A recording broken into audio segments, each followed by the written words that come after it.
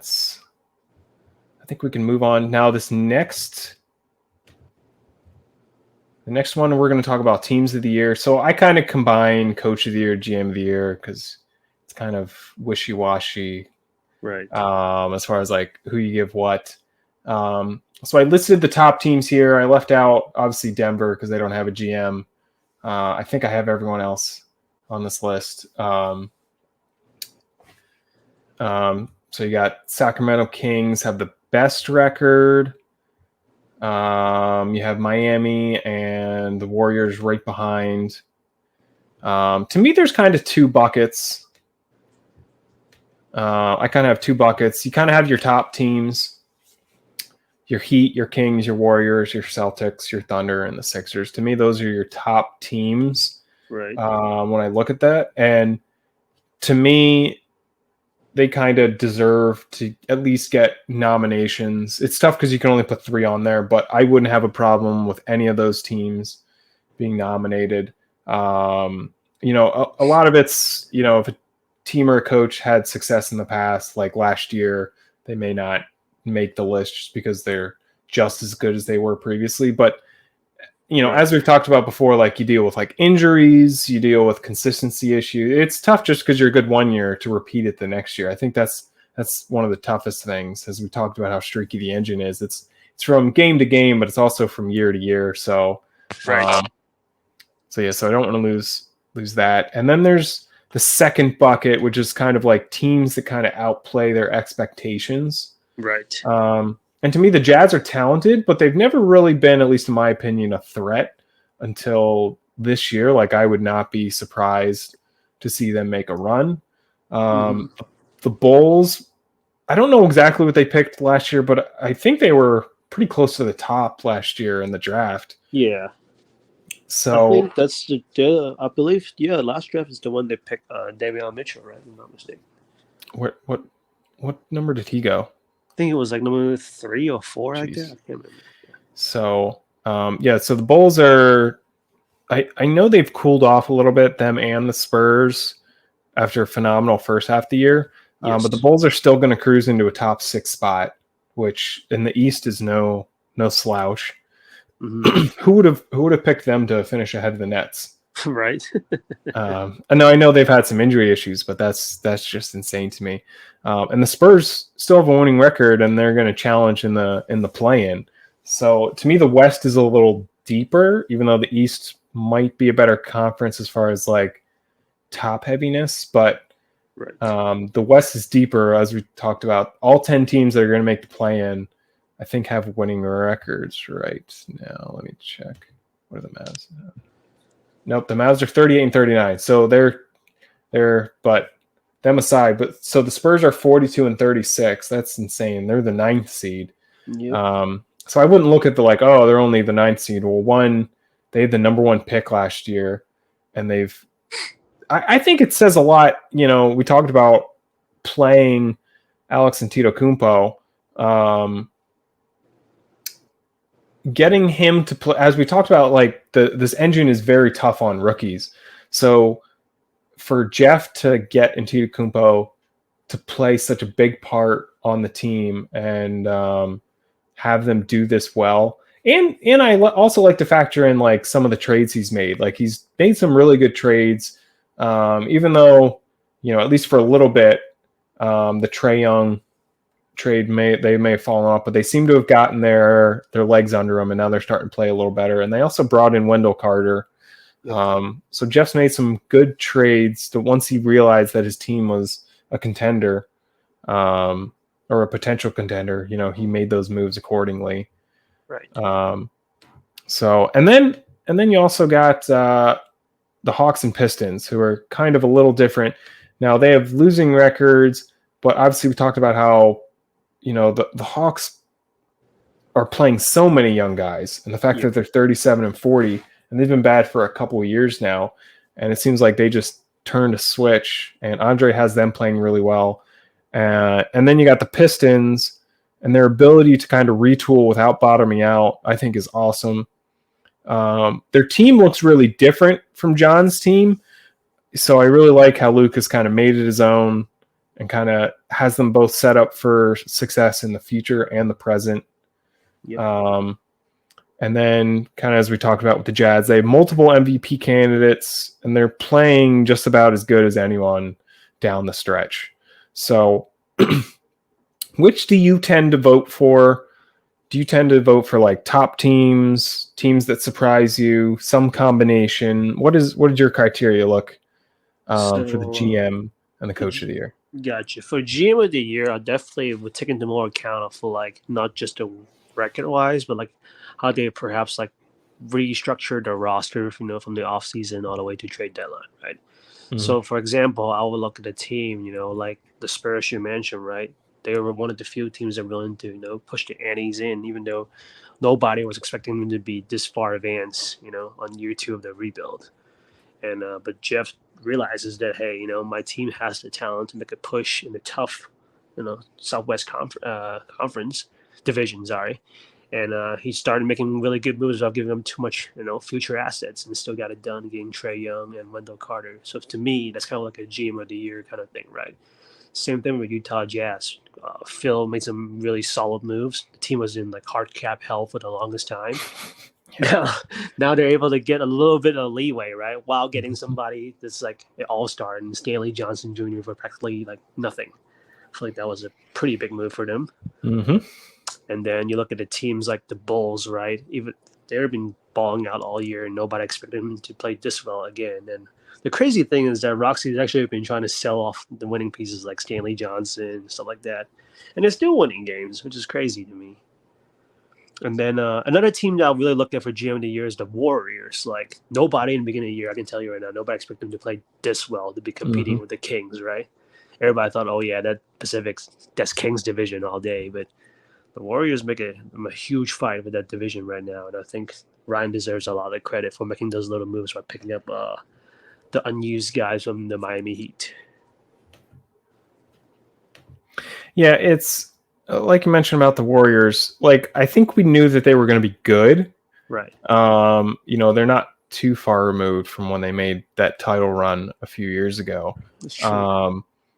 But like you said, no one really kind of expected them to make a run. Now it looks like Sacramento's pulled ahead a little bit. But they were neck and neck with them for the longest time. And then even the Thunder, I want to give them a lot of credit too. I think we just look at like, oh, John's just going to put out like a 50-plus win team every year.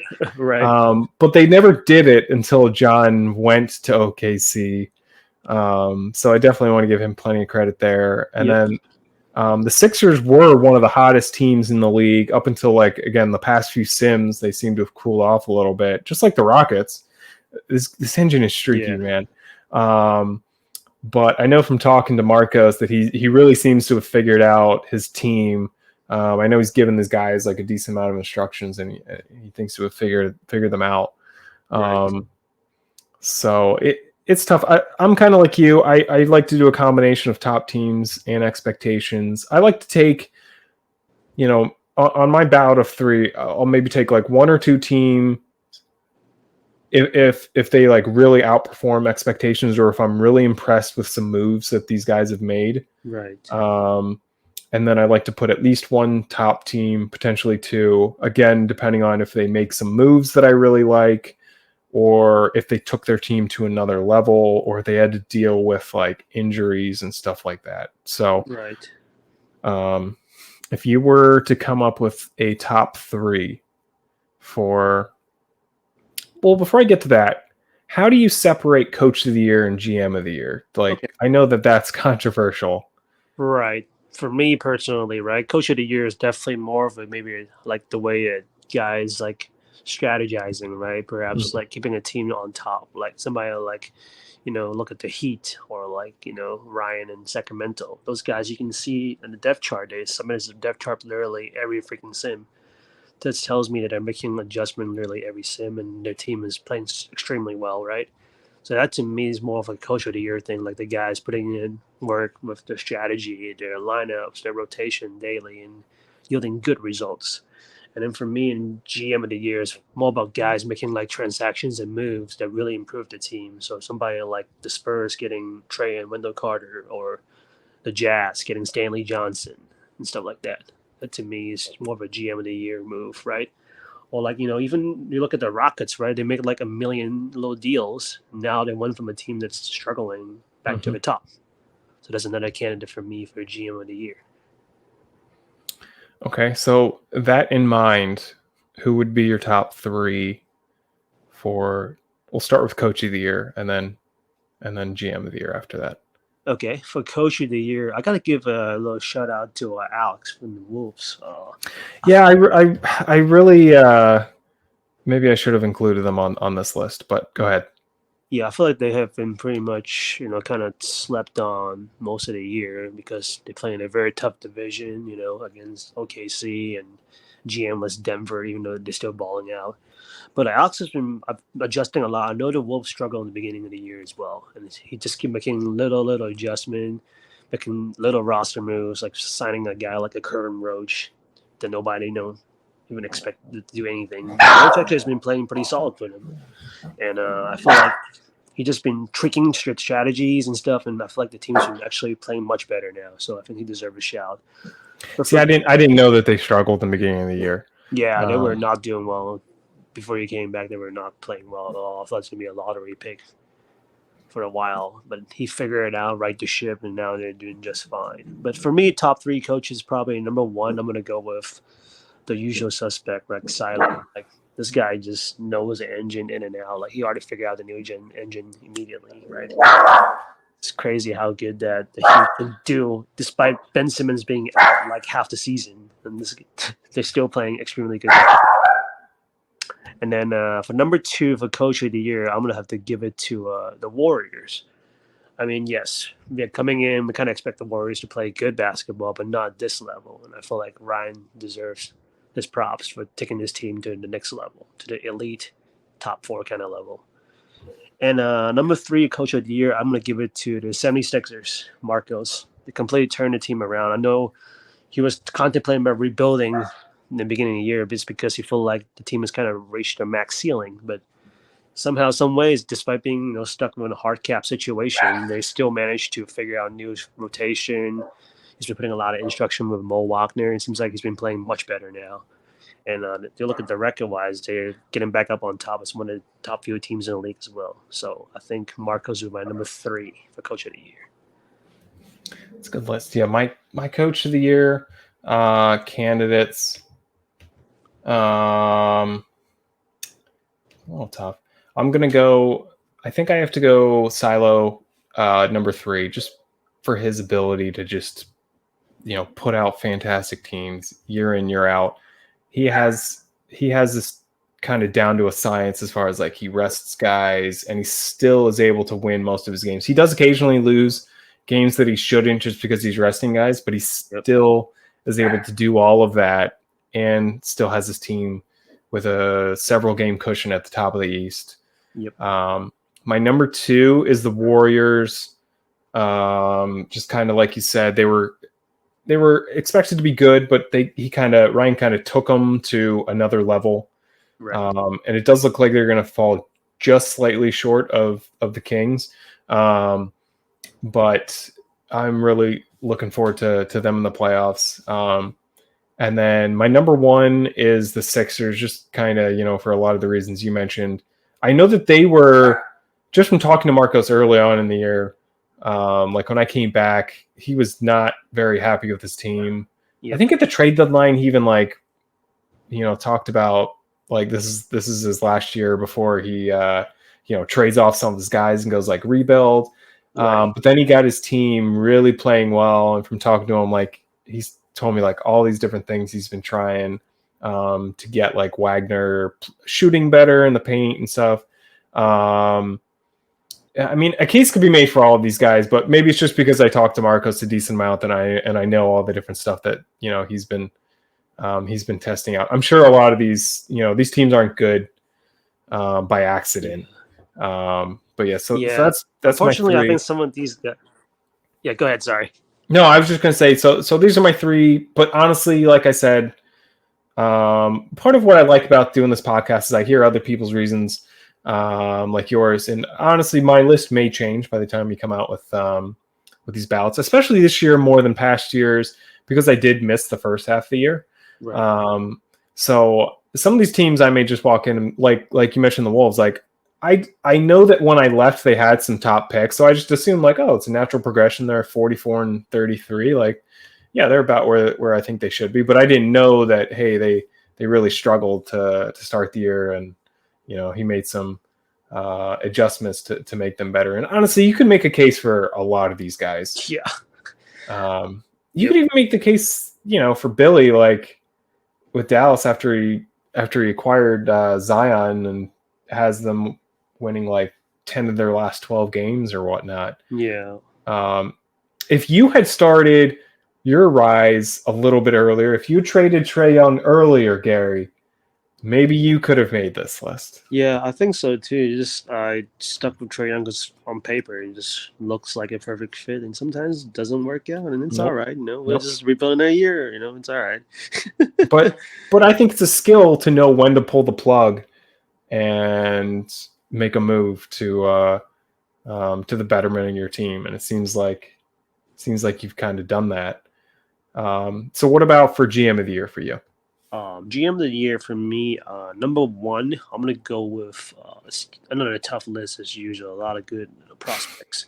There's no wrong answers there. Yeah, I'm gonna start at number three instead. Number three, I'm gonna go with the Detroit Pistons. Okay, so like Lucas, like completely. There's not often you see a guy can come in on like a really good roster, completely blows it up into a rebuild mode, but somehow still managed to be a very, very solid team, right? With lots of bright future.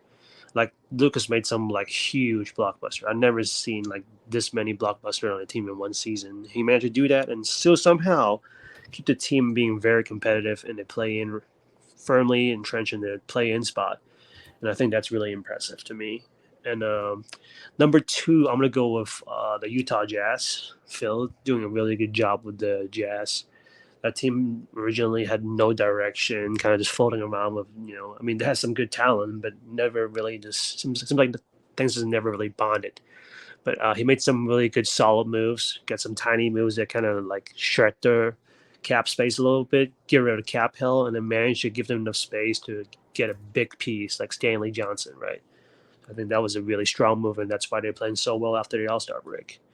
And the number one team, I'm going to go with the Spurs. They made some really huge moves in getting a star point guard in Trae Young and a very, very good starting two-way big man in Wendell Carter. And I think especially the value they were getting out of Wendell Carter was pretty amazing in my opinion. And I think Jeff deserved his props for taking this super young raw team into a good playoff team as it is. Yeah, it's hard to argue against any of those. Again, my list may change, but right now my three for GM of the year, I think Kings are number three for me. Okay. Not only just because of how good they are, but now this is where part of my decision might change. But a big part of this is that I look at not only how good they are now, right, but how disgusting it is when you look at their upcoming draft picks. They have like the Lakers and the Pelicans, and it's just disgusting. Yep. And like that's a huge part of being able to like recycle your players. And I know he's discussed. I think he put out there that like he's potentially thinking of trading Porter. He just kind of like recycles these elite players, gets phenomenal assets, stays good, while getting these elite players because he's picking in the top 5 of the draft constantly, or top 10 or in the lottery. And honestly, he could go higher. And I don't know when he acquired some of these picks. Maybe they were from previous years. So that's where I'll have to do a little bit more research before I actually make my pick. Right. But just the fact that they're so good now and they're set up for the future, Kings doing Kings things. The Hawks I have at number 2, just because I think it gets overlooked, but I think drafting is something I think for me personally Right. is something I give a lot of weight to for this award. So for me, it's everything that happened since the end of the previous year. And as we looked at Rookie of the Year, they have two guys that are playing well enough on a team that's going to make the play-in, or they should make Right. the play-in, I think. Um, and he picked two guys, one at number 2, one at number 10. It's easy to well, one, as we talked about, like how hard this engine is on rookies. So to get those guys, to bring those in, to like pick the right guys for your team and system, have them playing well enough to be up for Rookie of the Year on a team that's in the play-in. For me, that's kind of textbook, how you get a team out of rebuild mode. So I think he's really putting a stamp on it. So I have them at number 2, and then number 1, I have the Pistons. Again, kind of like I Okay. mentioned, I just love their ability to kind of like retool without being terrible. I think it would have been Yeah. easy just to trade all the guys away, be awful for a couple of years, and then come back with a vengeance. So I'm trying to use that blueprint, because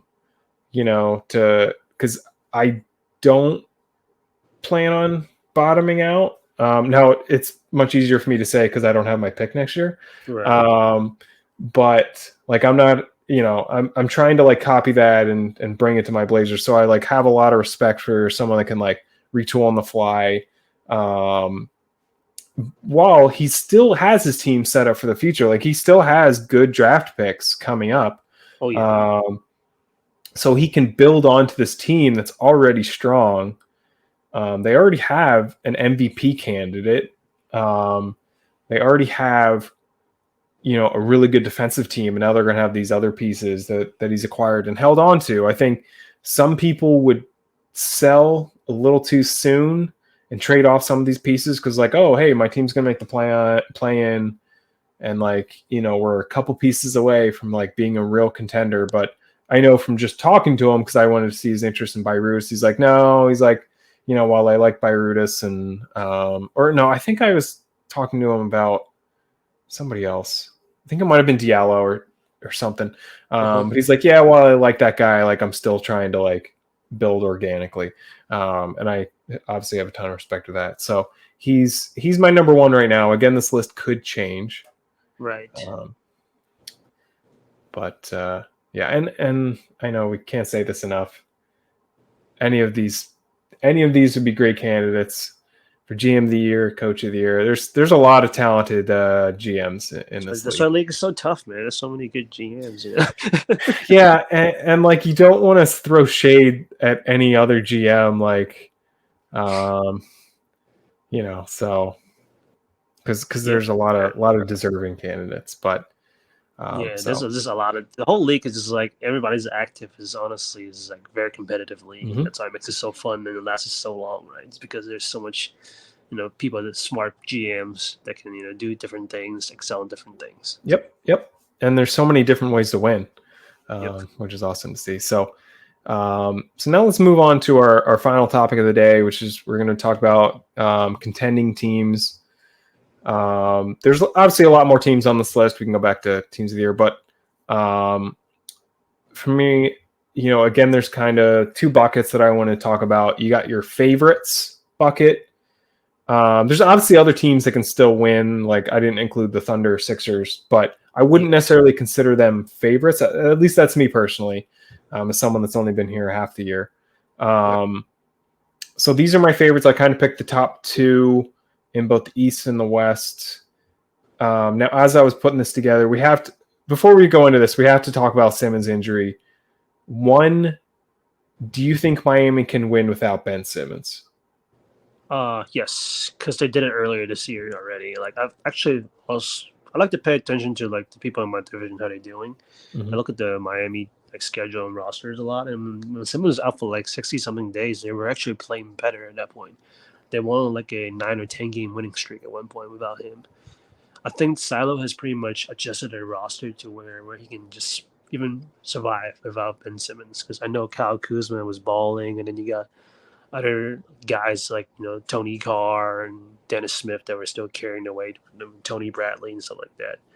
Now in playoffs, maybe a different story. Obviously, they want to have Ben Simmons because he creates such a big, mismatch advantage for them. But yes, I still think they can still win games. Now, would they go all the way? I don't know about that. But with Well, Silo, I think they can still win a series or two. that's what I want to get your thoughts on now. Do you think they Oh, can win going a all the title way now. without? Because some people consider Ben Simmons the best player in the league, most talented. Right. He's at least in the short list for that. So can Right. they? I mean, his face is on the CSL, even though I can't stand it. Real Everybody life Ben hates Simmons.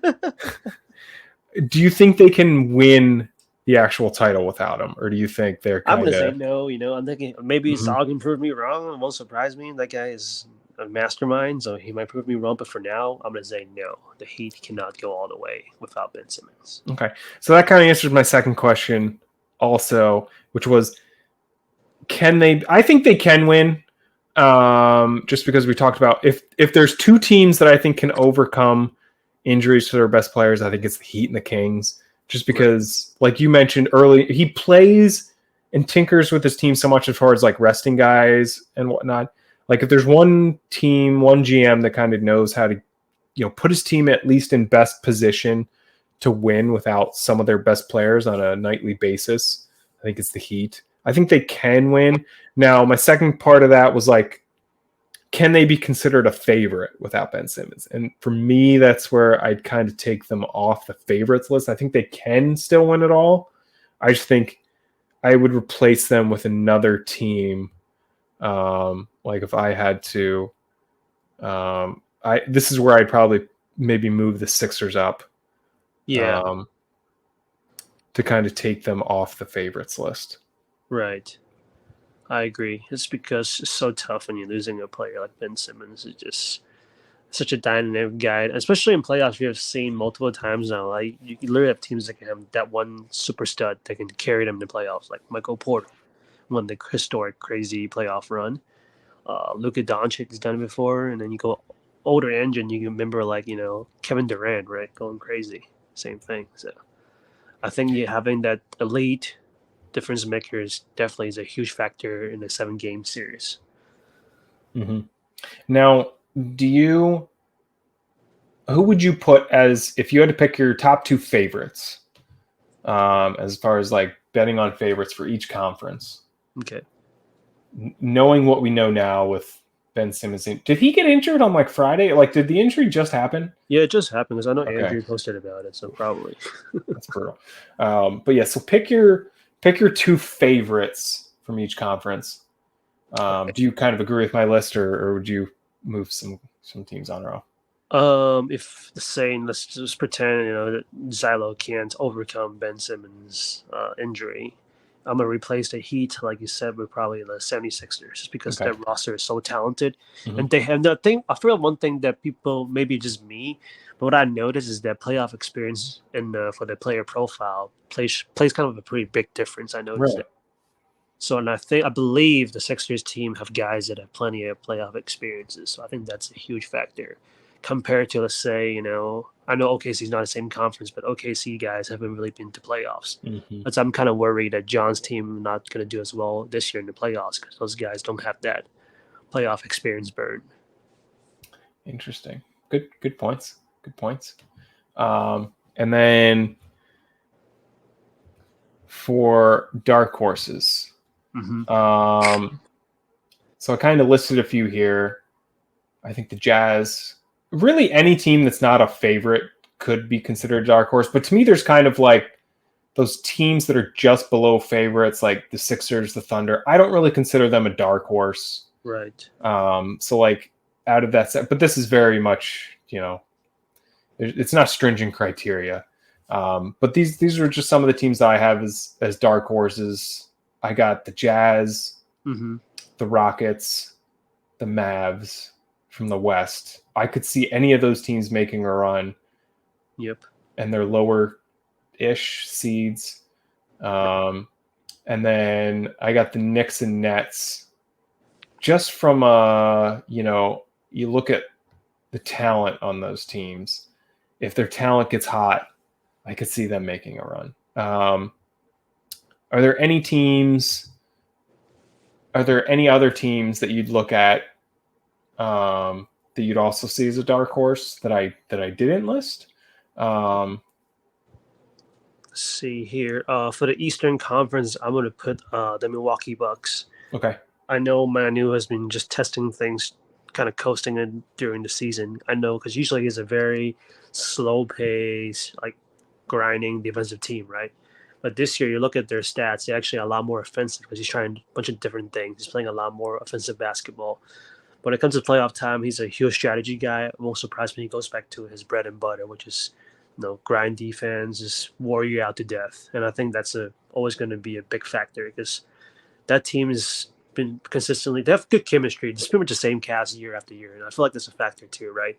Those guys have good chemistry. They have playoff experience now.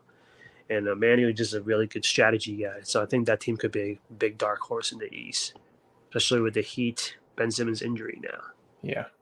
Yep. Good points. If you had to pick one dark horse from each conference, who would you pick and why? Eastern Conference, the Bucks. I just explained why. And the Western Conference, I'm going to go with Memphis Grizzlies. They have two, absolute studs in Jared Culver and Bruno Fernando. And I know everybody's always talking about Sekou Doumbouya. That guy's lots of I potential. think he's injured right now, by the way, too. And the funny things I've been noticing that since they got hurt, I know Memphis was not playing well for a while. But once Doom got hurt, they actually been playing much better basketball. Because I know Andre, I talked to Andre a few times about Doom because he asked me if I'm interested in him, of course. But looking more deeply to Doom now, he's actually very inefficient in his new engine, like very inefficient. And I think that's why they were struggling. Now that he's hurt, they're actually able to just surround their offense into their most efficient pieces in Culver and Bruno Fernando. And then the rest of them are just role players that plays good defense and stretch the floor. And I think that's why they're playing much better now. And it won't be surprised me if, even if Doom comes back in playoff, I think Andre may just limit him to like a 24-minute off the bench role. That way they can just maintain that elite efficiency on offense. And I think that's a really good team that nobody really talks about because Andre not really posting much these days because he's so busy. But Andre's another guy that's really good at strategy. He understands the engine well, and he knows what he got with the team. So I think that's going to be a good dark horse for the West. Yeah, I like both of those picks. The two that I picked from the East, I've got the Nets. I think there's fewer dark horse candidates in the East from my perspective. Not because like there's not a lot of good teams that can win it, but to me it's just like, for me personally, it comes down to like there's a lot of really accomplished GMs in the East, so it's hard for me to consider Marcus a dark horse. I don't even consider Manu a dark horse, but you're right. His Bucks probably should be considered dark horse, but I don't know. Maybe it's just I see Manu and so reputation. Yep. So for the Nets, for me, I think they've got two of the best. I think in any series, they could have, their SGA and Ayton can go up against any dynamic two pretty much in the East. Yeah. And then they've got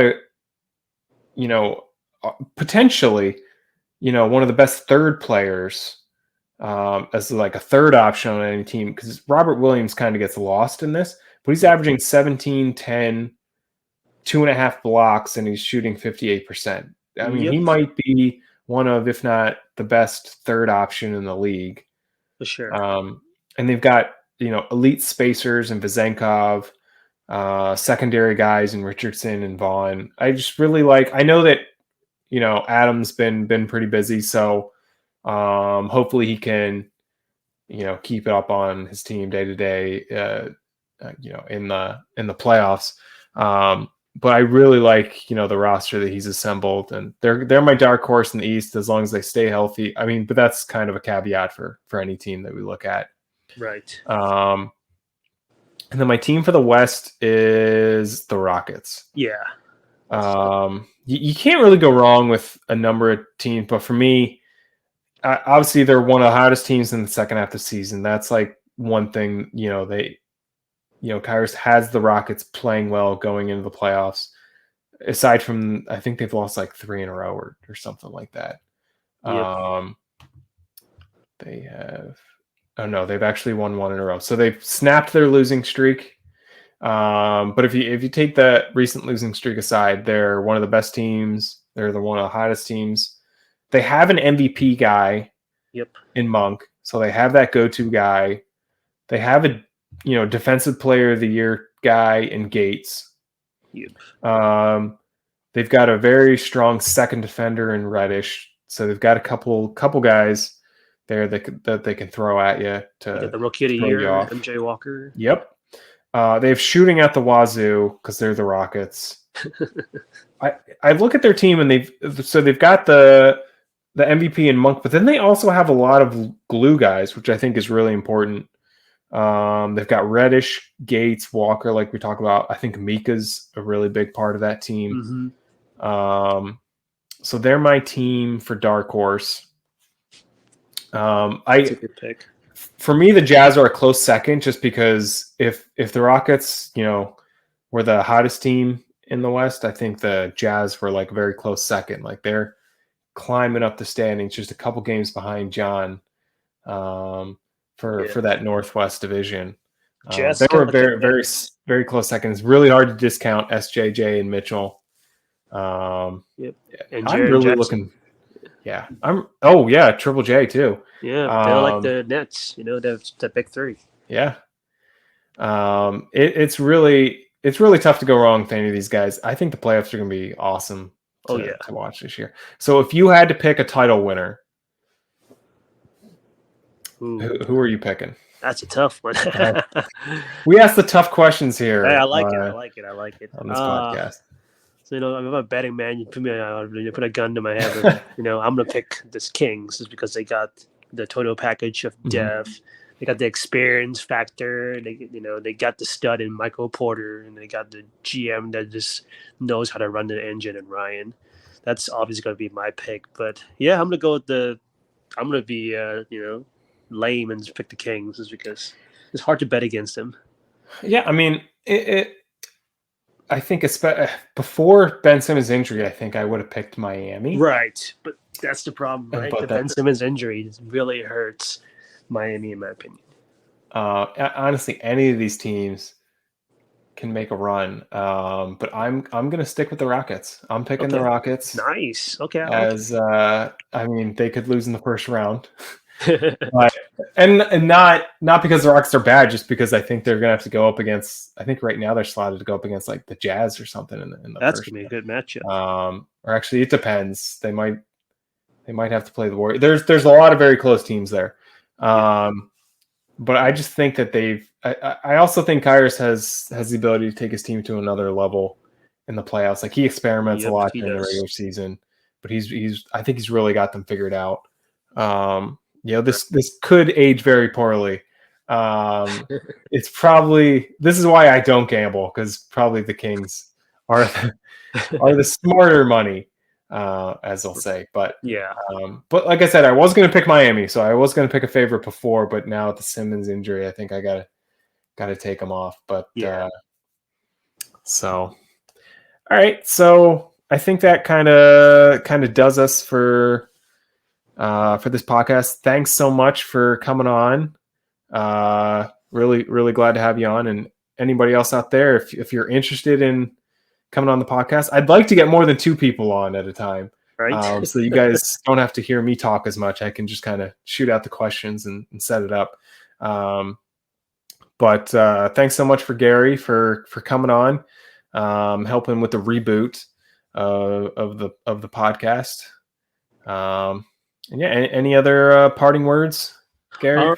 I'll just appreciate let me get it back on so I can make the first episode. I had some coaching duties in real life that unexpected, so I couldn't make it, but I'm glad I'm making the second one. It was really fun, and it's always fun to be able to just chat around the whole league in general, so just focusing on your own team the whole time. Now you get to look around from like a broad perspective and see how much growth this league has come. Like things have changed a lot since we first started this league, so it's pretty crazy to look at it now. And thanks for having me on. Hopefully we can get a few more other guys to hop on and have maybe a 3 or 4 guys chat going on. That'd be pretty awesome. That would be ideal. But yeah, these podcasts, I think it's something that the league, there's definitely an appetite for in the league. It's just, it does take some time to kind of coordinate schedules and get people on, because there's people all over the world in our league, which makes it a little tough. Like, I really wanted to get Phil on here. Right. Of course, he's in, Australia, so he's 14 hours ahead of me. So that was tough. But he was going to be on here. He couldn't at the last minute, which sucks. But we're definitely going to work on getting him on here in the future and getting a few people. But yeah, like, it's either write some articles, which is okay from time to time, but like you said, I kind of get sick of talking about my own team. I like to, have these discussions with other people, and hopefully the people out there really enjoy this too. So, thanks again for coming on, and hopefully we can do another one of these. Maybe we'll do like a draft one. Oh yeah, I'll be down. Leading up to the draft. Drafting time is my time, baby. I mean, I'm not making the playoffs, so I'm going to have some time during the playoffs, so I'm going to need something to... I think that'll be a really good episode, too, because this is the first time ever of like 100 prospects. We never had that many prospects in one draft before. I know. Shout out to the draft team for making that many players. It's kind of giving me anxiety, though. More chances to draft bust, baby. Because, like, I'm trying to decide... Now, they have been doing a great job of, like, giving us more scouts than we've had in the past. Yeah. But it's like, do I spend some of these scouts on guys that are probably not worth it? Or do I want to, make sure... Because I have a second-round pick, and I, especially because my team isn't the greatest, like, I kind of want to nail that one, too. But I also have a pick at the top of the draft. So it's like, where do I spend? But it's a good problem to have. It is, like, especially for your situation, you got to, you have two different categories of a draft plan, right? You got to worry about nailing that top pick, right? And then you got to worry about finding a steal in the lower end of the draft. So that's always tough. And you have like 18 picks? Yeah, I have a few picks. I only need 2 first-round picks this year. So only 2, really? Yeah, only 2, surprisingly. Because whenever for this year. The off-season, before you came back, I was trying to consolidate and make a run to playoffs. So I say that's not like you, Gary. To only have 2 first-round. So I moved some of the picks away, hopefully to make some bigger deals, but didn't work out. So now we're back to square one. But it'll be fun to draft 2 picks. I feel like this is a pretty strong draft. Definitely. So it'll be fun. All right, so everybody keep an eye out for upcoming episode on the draft. Hopefully in the next few weeks. I think we've got some time for the draft. Get on and talk. Don't be a bunch of cowards. Oh, exactly. Well, that's the thing. I think a lot of people like to listen to podcasts, but we need your opinions heard on the airwaves here. We need the hot takes, man. Less opinions from me, more opinions from the rest of the league. Yep, so, agreed.